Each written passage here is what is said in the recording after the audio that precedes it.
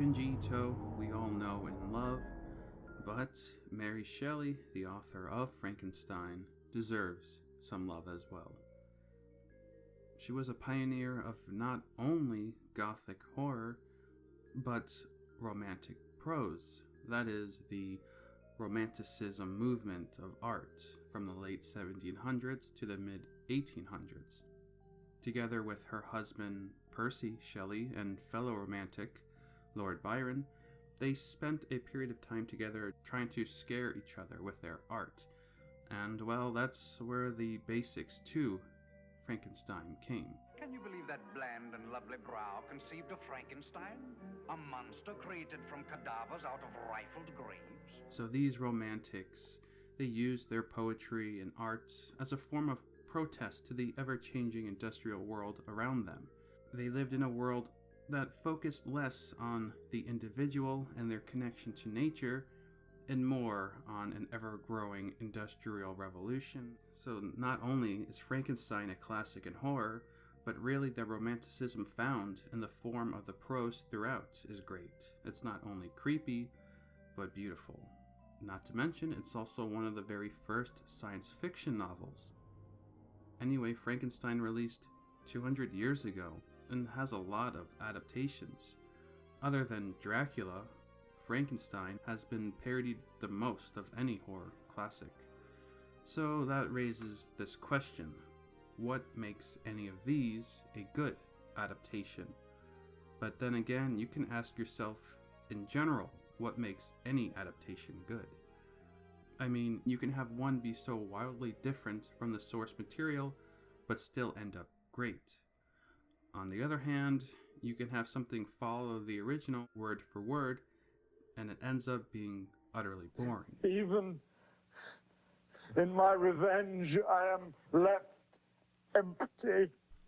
There have been countless adaptations of this story with a main focus on film. This one, from 1910, is the earliest of these movies. It's very low budget, but kind of cool. Hollywood got its hands on many great horror classics, Frankenstein being one of them. There were a whole bunch of these made throughout the 30s, none of them really faithful to the source material, but classics in their own right.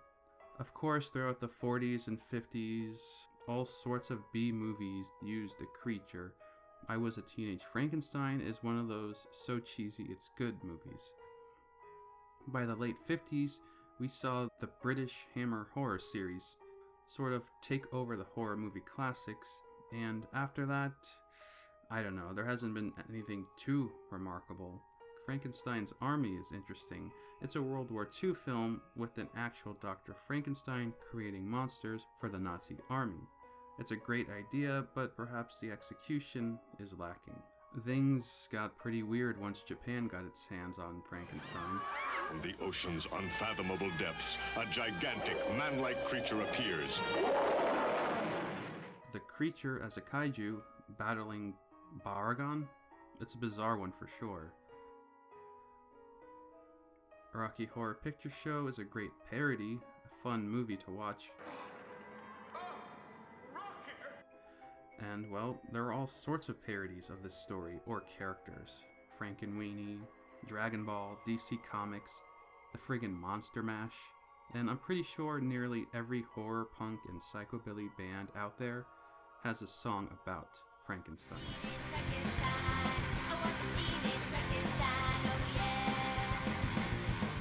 However, with all of these adaptations, one I enjoy the most is Junji Ito's. I do believe it's a mostly faithful recreation, but Ito has his own spin, of course. But what makes this one so great? Well, first of all, the creature, right? That's the main focus. Now, in other adaptations, the creature comes in all shapes and sizes, none of them being too similar to each other. The 90s version with Robert De Niro was okay looking. Of course, the classic Hollywood version is the one best known, but it looks nothing like it's described in the novel. His yellow skin scarcely covered the work of muscles and arteries beneath. His hair was of a lustrous black and flowing, watery eyes, shriveled complexion, and straight black lips. Definitely not this.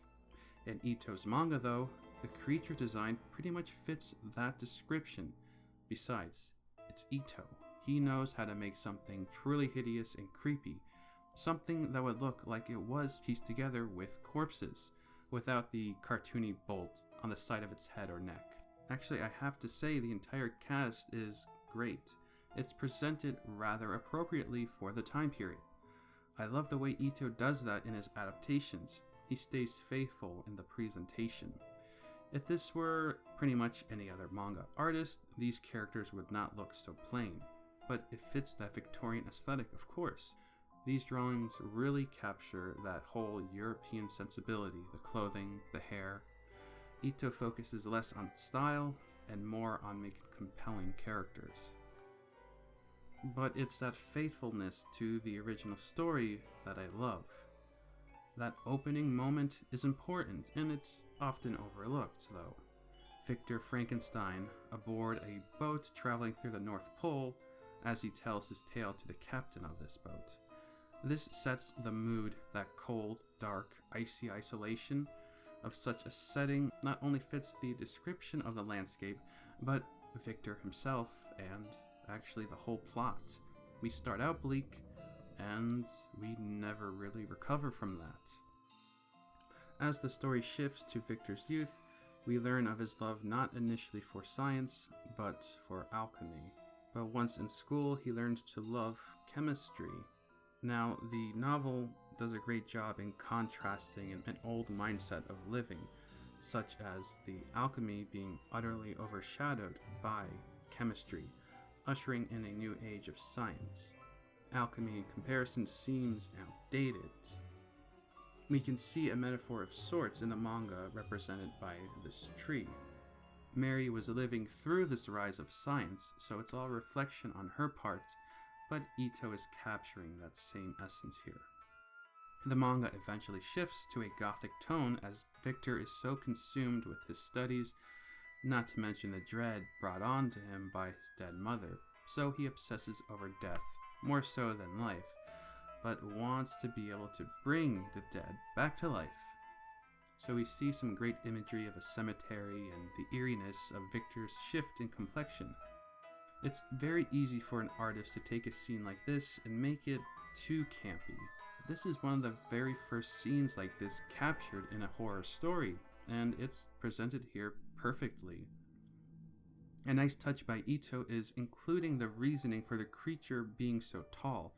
I feel like it's a detail often forgotten about. I also like the way he battles with his inner thoughts, questioning his creation, and of course that first moment of the creature. It's depicted as Mary intended. Yes, the spectacle of a lightning storm and a mad scientist shouting at his assistant, who is nowhere to be seen in the novel, by the way, makes for a fascinating and memorable moment, but we lose a sense of Victor's humanity.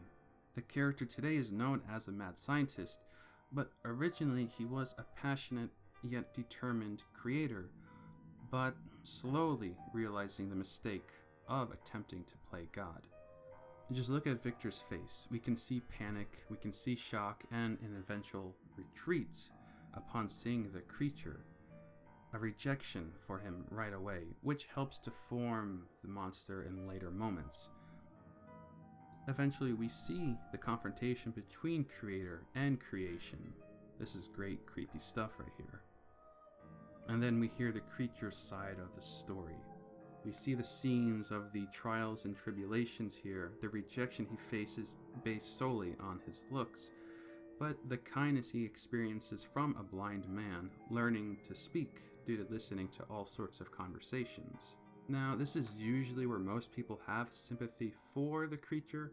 After all, he was never asked to be created, and once he was, his creator took off in terror. So that was all he had ever known, to be a terrorizer, and the only time he was accepted was by a blind man.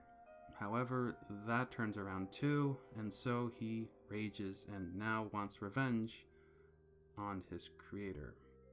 Now, perhaps killing a child is a bit of an overreaction. I mean, we do learn he becomes intelligent. In the novel, he attempted to befriend William, that is, Victor's younger brother, before killing him. In the manga, though, he's just a cold-blooded murderer. You see, you have to build up sympathy for a monster, but when you treat him like one, he's going to act like one. I get Ito's choice here, but I do like Mary's envision of the creature not yet giving up hope. However, the manga is a great representation of the slowly descending into madness and exhaustion in the form of Victor's character, especially at the moment we see the creature demanding a partner. Victor knows he has no choice but to build a bride, so to say. However, it's at this point that the manga shifts away from the plot of the original. In the story, we see a conscious Victor destroy the female creation before bringing her to life. In the manga, however, Victor and eventually his friend Henry work together to create a female and bring it to life, though she screams at the sight of the creature. Now, this is pretty much taken from the movie Bride of Frankenstein.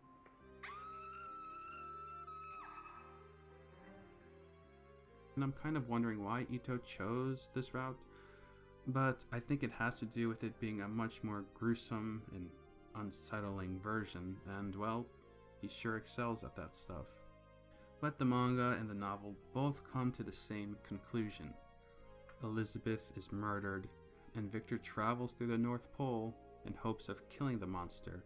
So, it's a heavy story, there's no happy ending here, but like I usually say, those are the best. We could take away much more from something like this. Now, of course, this plot seems overplayed, but in the early 1800s, people barely read something as gothic as this. Even if you don't care for Frankenstein, what we have here is still a creepy horror story. And just look at these images. Not to mention this scene here is pretty infamous. He was able to do more than most film directors ever could, and that is why he is the modern master of horror, plain and simple. This is a modern Japanese artist interpreting a 200-year-old European story, better so than most Western attempts.